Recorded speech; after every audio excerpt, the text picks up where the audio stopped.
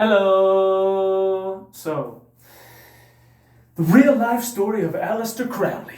If you don't know who he is, why don't you know who he is? Well, just kidding. I know why you don't know who he is. You don't know who he is because nobody ever told you who he was. Because for whatever reason under the sun, nobody decides to talk about him. Churches don't talk about him. Ministries don't talk about him. Politicians don't talk about him. History teachers don't talk about him. Nobody talks about this guy. Well, except for everyone that's involved in the occult and many artists and musicians and cultural influential people throughout the history of the United States of America, they seem to cannot stop talking about the guy. But it's right there in broad daylight, right? So who is this Aliester Crowley? That's his name, right? Who is this guy? Well, I'll tell you who he is. Aliester Crowley is the most famous occultist and influential, or maybe infamous would be a better word, right? Some people would use infamous. Occultist and influential occultist in the history of the entire 20th century, right? He's remained an influential figure both among occultists and in popular culture, particularly that of Britain, but also of other parts of the world. In 2002, a poll placed Crowley number 73 in a list of the 100 greatest Britons of all time. Richard Cavendish has written of him that in native talent, penetrating intelligence, and determination, Aliester Crowley was the best equipped magician to emerge since the 17th century. The scholar of esotericism, E. J. Aspram, described him as one of the most well-known figures in modern occulticism. The scholar of esotericism, Wouter Hanegraaff, asserted that Crowley was an extreme representation of the quote-unquote the dark side of the occult, adding that he was the quote-unquote the most notorious occultist magician of the 20th century. I just said that, right? The philosopher of John Moore opened that Crowley stood out as a modern master when compared with other prominent occult figures like George Gurdjieff, P.D. Ouspensky, Rudolf Steiner, or Helena Blavatsky, also describing him as a quote-unquote living embodiment of Oswald Spengler's Fausten Man. Biographer Tobias Scherten considered Crowley a pioneer of consciousness research. Hutton noted that Crowley had an important place in the history of modern Western responses to Oriental spiritual traditions, while Sutton thought that he made distinctly original contributions to the study of yoga in the West. Thelema continued to develop and spread following Crowley's death in 1969. OTO was reactivated in California under the leadership of Grady Lewis McMurdy. In 1985, its right to the title was unsuccessfully challenged in court by a rival group, the Society Ordo Templi Orientis, led by Brazilian Thelemite Marcilio Ramos Mota. Another American Thelemite is the filmmaker Kenneth Anger, who was influenced by Crowley's writings from a young age. In the United Kingdom, Kenneth Grant propagated a tradition known as Typhonian Thelema through his organization, the Typhonian OTO, later renamed the Typhonian Order. Also in Britain, an occultist known as Amado Crowley claimed to be Crowley's son. This has been refuted by academic investigation. Amado argued that Thelema was a false religion created by Crowley to hide his true esoteric teachings, which Amado said he was propagating. Several Western esoteric traditions other than Thelema were also influenced by Crowley, with Dija de Verac observing that Crowley's influence on 20th century and contemporary esotericism has been enormous. Gerald Gardner, the founder of Gardnerian Wicca, used much of Crowley's published material when composing the Guardian Ritual Liturgy. And the Australian witch Rosaline Norton was also heavily influenced by Crowley's ideas. More widely, Crowley became a dominant figure in the modern pagan community. L. Ron Hubbard, the founder of Scientology, was involved in Thelema in the early 1940s.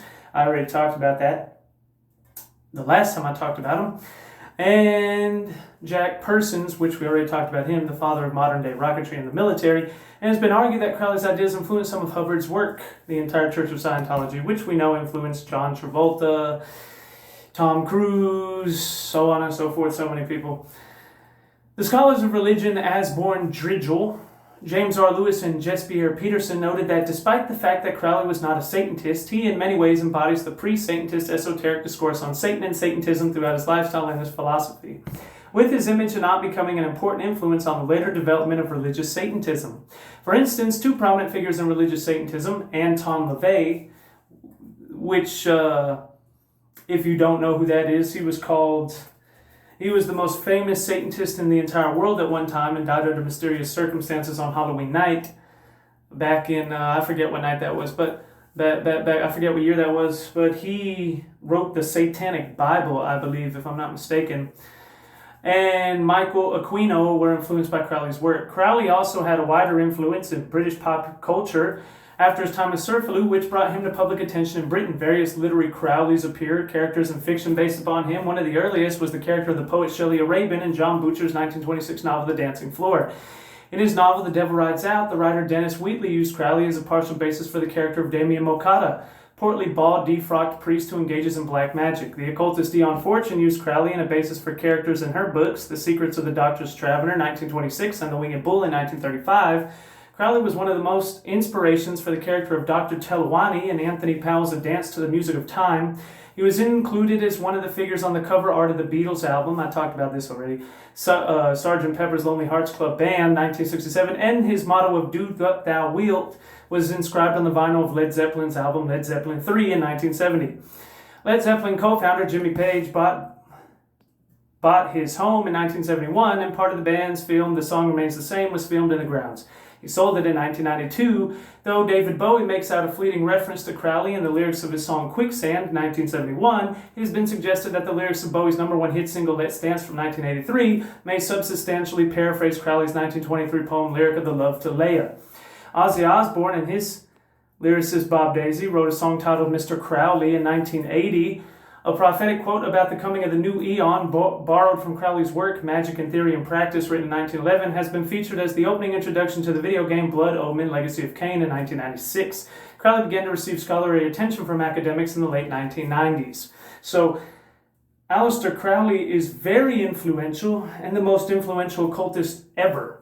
Well, since the 20th century, in the 1990s and going out into the early 2000s, still referenced by many, many, many pop figures today, right?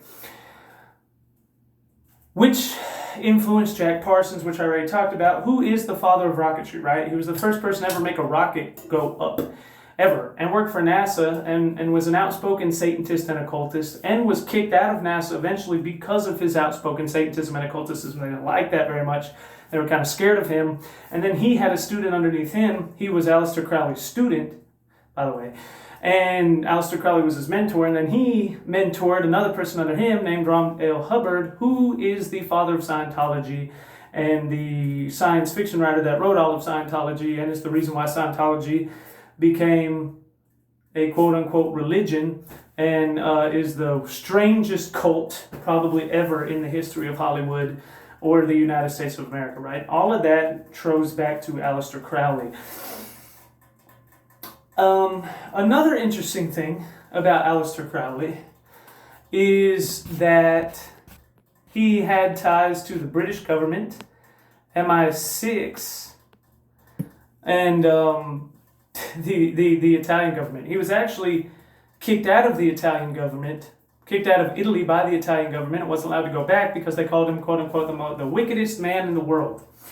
Biographers Richard B. Spence and Tobias Churton had suggested that Crowley was a spy for the British Secret Service, and that, among other things, he joined the Golden Dawn under their command to monitor the activities of Mathers, who was known to be a Carlist. Spence suggested the conflict between Mathers and the London Lodge of the Temple was part of an intelligence operation to undermine Mathers' authority. Spence suggested that the purpose of Crowley's trip to Mexico might have been to explore Mexican oil prospects for British intelligence. Spence has suggested that his trip to China was orchestrated as a part of a British intelligence scheme to monitor the region's opium trade. Churton suggested that Crowley had traveled to Moscow on the orders of the British intelligence to spy on revolutionary elements in the city. Spence and Sutton both wrote that Crowley's pro-German work in the United States during World War I was actually cover for him being a double agent for Britain, citing his hyperbolic articles in the Fatherland to make the German lobby appear ridiculous in the eyes of the American public. Spence also wrote that Crowley encouraged the German Navy to destroy the Lusitania, informing them that it would ensure the U.S. stayed out of war, while in reality hoping that it would bring the U.S. into a war on Britain's side. I know that sounds wild, that sounds crazy, right? Those are all alleged things about him and the Lusitania and, being a double agent. Those are all things that have not been proven of thus far, but are... Everything else, the pop culture influence and being kicked out of the Italian government and eventually, I believe, kicked out of the British government too, all that's factual basis. But unproven, but what a lot of people believe at that time was this is the reason why he was kicked out of the Italian government and then eventually kicked out of the British government, right? Now, the interesting thing about Crowley is that he influenced almost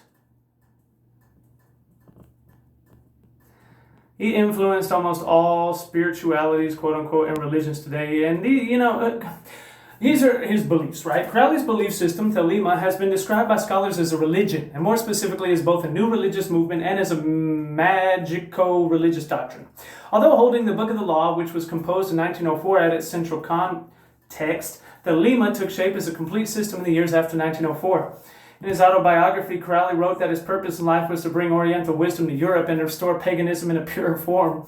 Although what he meant by paganism was unclear, Crowley also wrote in the fourth book of magic about a great pagan umbral fleet ruled by Otivius that would be handed down to the great Spartan. The historic nature of the war was also unclear. Crowley thought was not only cohesive and was influenced by a variety of sources ranging from Eastern religions, movements that practice like Hindu yoga and Buddhism, scientific naturalism, and various currents within Western esotericism. Among these, ceremonial magic, alchemy, astrology, Rosicrucianism, the Kabbalah, the Jewish Kabbalah, if you don't know what that is, and tarot, right? Tarot cards.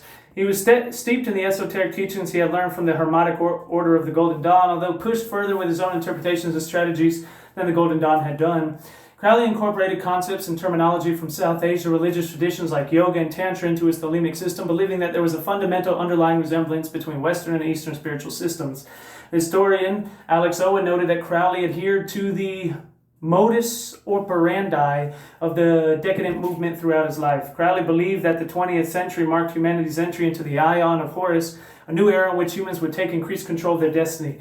He believed that this Aeon follows from the Aeon of Osiris, right? A lot of times Horus and Osiris are connected to each other. Another interpretation for Osiris is Isis, which is interesting enough, in which pantheistic religions like Christianity, Islam, and Buddhism dominated the world, and that in this turn had followed the Aeon of Isis, well, interestingly enough, which was materialistic and dominated by goddess worship, right?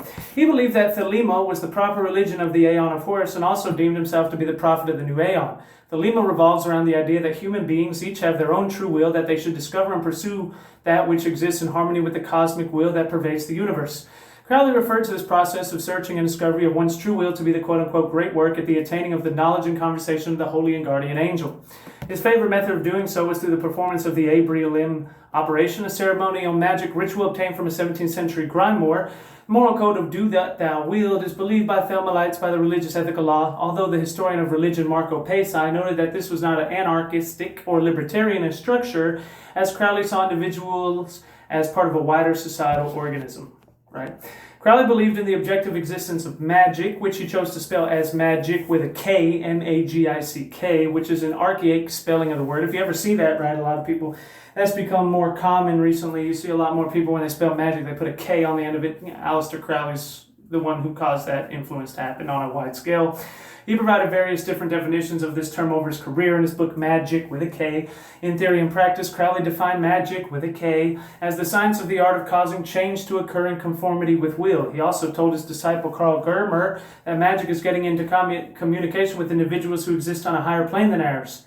Mysticism is the raising of oneself to their level. Crowley saw magic as a third way between religion and science, giving the Equinox the subtitle of The Method of Science, the Aim of Religion. Within that journal, he expressed positive sentiments toward science and the scientific method and urged magicians to keep detailed records of their magical experience. Having said, the more scientific the record is, the better. The understanding of magic was also influenced by the work of the anthropologist James Frazer, in particular the belief that magic was a precursor in science and a cultural evolutionary framework.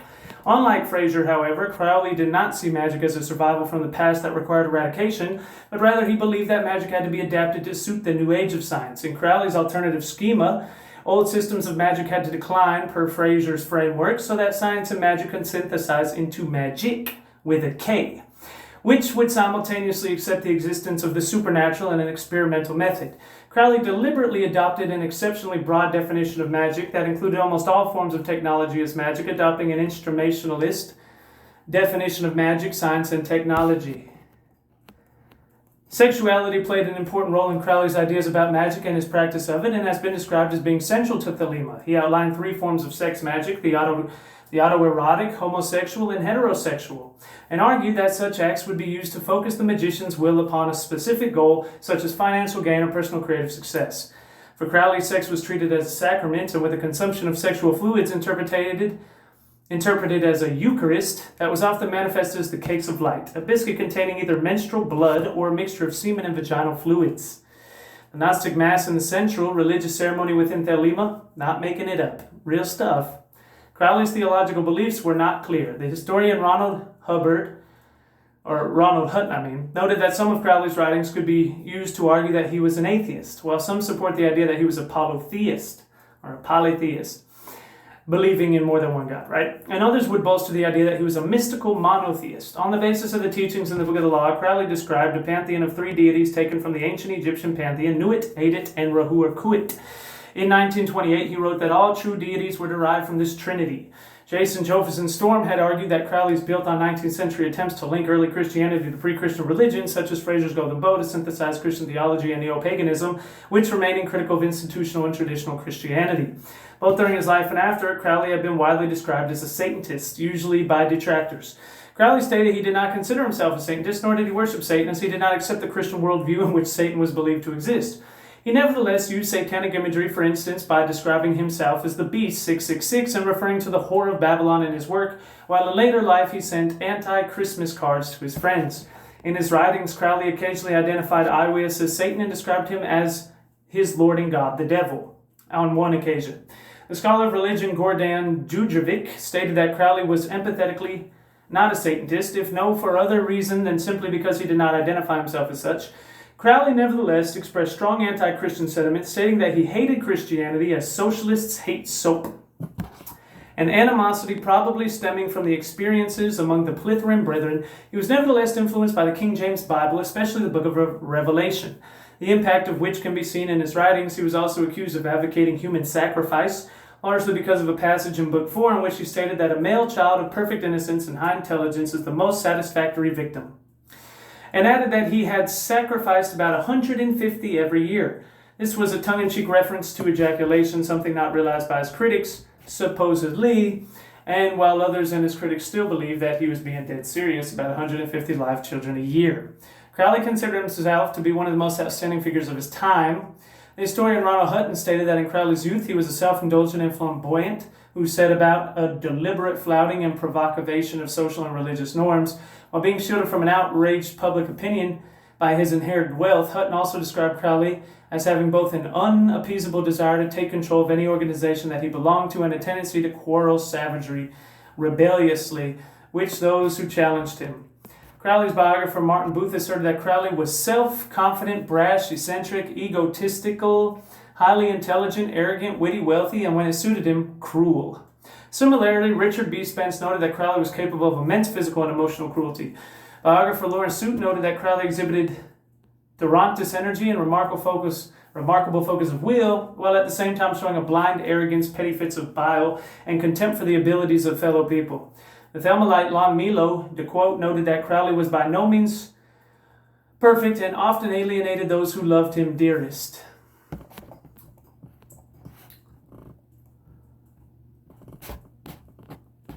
But these are all the beliefs of Aliester Crowley and who Aliester Crowley is. And a little bit of what Aliester Crowley did. There's a whole lot more there. He winds up going into life. He becomes an addict, right? He became an alcoholic and a heroin addict.